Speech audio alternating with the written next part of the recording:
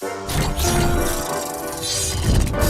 is good, everyone? OJ over here from PlayerEssence, and welcome to my village of Nintendo Switch and gaming news ninjas. Today we've got a bunch of great information to go over, so let's go ahead and get right into it. So Image Inform is exploring a physical release for Steamworld Dig 2. In addition to that, they are interested in bringing their previous games to the Nintendo Switch. So as of now, Steamworld Dig 2 will be a digital title only on the Nintendo Switch. However, the game could eventually get a physical route down the line. In a Reddit AMA, Image Inform's community manager said that the team is looking into the possibility of Steamworld Dig 2 seeing a retail release. Community manager also added in a second comment that, quote, "No word on a physical release yet. We're in talks with distributors, but have nothing to announce at the moment. But Steamworld Collection did really well for us, so physical makes a lot of sense." He also went on to say that they could bring past games like Steamworld Heist to the Nintendo Switch, all depending on the situation, and they would love to make that happen, but their biggest priority is Steamworld Dig 2 and making sure that gets on the Nintendo Switch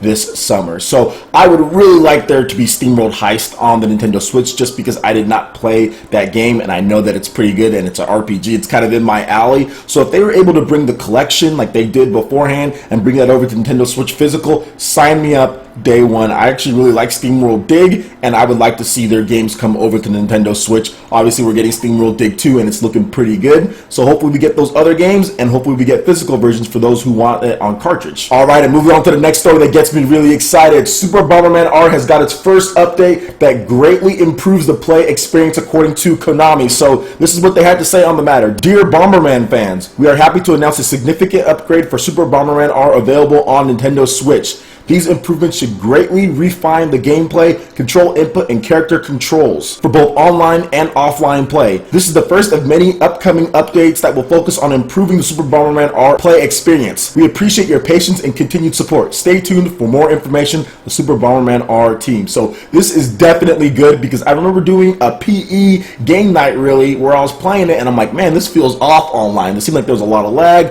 there was a good amount of input delay, and I'm pretty sure a lot of us were dying because of that. And there's going to be more coming in the future when it comes to updates, hopefully added content, new features, new game modes. That's going to be really good. I saw Super Bomberman R as an investment. I knew that there might be some rough spots here and there, but the price that they were charging, I knew they weren't just going to drop support right after launch, because they were charging $50 for that game, and it is a franchise that's coming back. It's been so long, so I knew they were going to pay us a little bit of attention when it comes to Super Bomberman. So that's the reason why I kind of invested in it. But yes, really looking forward to getting back into this game. Alright, and moving on to the next article here. So Yuji Horii teases a Dragon Quest XI related announcement in the upcoming days. So this comes from Dragon Quest creator Yuji Horii, who spoke at Dragon Quest, the real attraction launch. "Everyone in the staff is working incredibly hard on it. I believe we'll have some kind of announcement in the coming days, so please look forward to it." While this isn't necessarily a certain guarantee that there will be a release date announcement, it does seem like they are getting close to that time to where they can announce the release date. And this is going to be one of the most interesting games to see how it does, because it's on a variety of popular platforms in Japan. It's going to be on the Nintendo 3DS, which is currently the most popular platform in Japan. It's also going to be on the Nintendo Switch, which started out really good in Japan. In addition to that, it's a portable version of the game with better graphics. And then it's also going to be on the PS4, which is steadily selling along. So it's going to be interesting to see how Japanese gamers pick up this game. Will there be people who buy both? But if you look at it, the Nintendo Switch version should be the superior version, because you're going to get the advantages of the 3DS version of being portable, but you're going to get graphics near the PS4 version, and you're going to be able to play it at home like you would your PS4. So you can take it on the go like a 3DS, but then you can also play it at home and get great graphics like a PS4.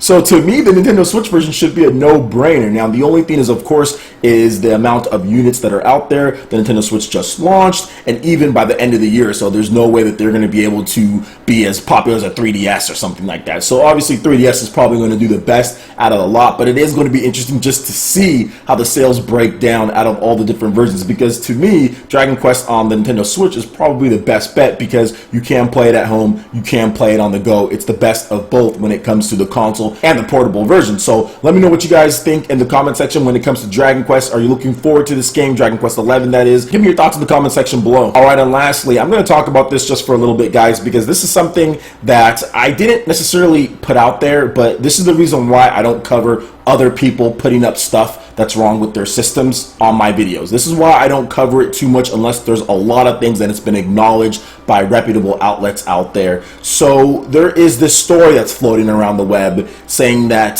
the Nintendo Switch is burning micro SD cards, and oh my gosh, this is something that's wrong with the system. I'm going to go ahead and get into this article here. So the word is spreading today that the Nintendo Switch is melting micro SD cards. We're sure to see this story spread around the net, but there's an important distinction to make here. The issue is with the card itself, not the Nintendo Switch. It seems the card is from a bad batch released, or actually a knockoff micro SD card. Either way, this is not an issue with the Switch itself, as the problem with these cards has surfaced in other devices, and people are trying to pin this on the Nintendo Switch. And this is the reason, like I said, I don't cover this stuff, because there's always misinformation out there. There's always people that try to say certain things, and you don't know what they're doing with their systems. You don't know where they're getting it. You don't know what's going on. There are some people, no joke, that seem to have the worst luck with consoles, with devices. Seriously, Xbox One, faulty, manufacturer defects all over the place. This is horrible. People that put this out on YouTube. PS4, same thing. Nintendo Switch, same thing. PS4 Pro, same thing. The same person's probably going to have a problem with their Xbox Scorpio and their brand new gaming PC they spent $2,000 on. There's career manufacturer defect artists out there. Now, I'm not saying that everyone who puts out something that's wrong with their systems is doing that for money or anything like that, but these are the type of things. So I don't like to comment on what other people have with their systems, because you don't know how they're treated. You don't know what type of temperature they're put in. You don't know if their kid maybe banged it around. You don't know if they dropped it. You have no clue what's going on and what has happened. All you see is the video that's put in front of you. So I try not to comment on these things because I'm not there. I don't know what's going on. And this is a perfect story of people saying that the Nintendo Switch is doing something when no, it was not that. It was the bad SD card. So once again, you won't see me get angry or get mad and comment on other people doing something, because I'm not inside their house. I don't know what's going on with their system. I don't know what's going on. So that's why I don't comment on those things. And this is a perfect example why I did it. I've already seen videos from other people saying that the Nintendo Switch is melting SD cards.